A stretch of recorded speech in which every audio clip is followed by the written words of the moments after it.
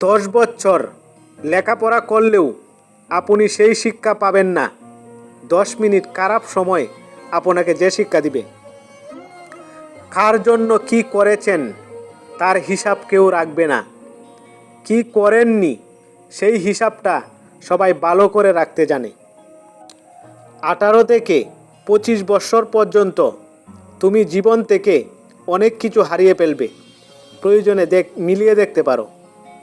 নিজেকে শক্ত করে গড়ে নিও, এই শহরে খারাপ পরিস্থিতিতে কেউ পাশে থাকে না।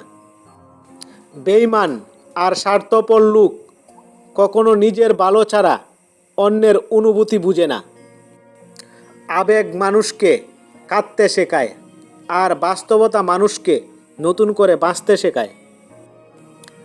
আপন ভেবে সবাইকে মনের কথা বলবেন না, হয়তো এমন একদিন আসতে পারে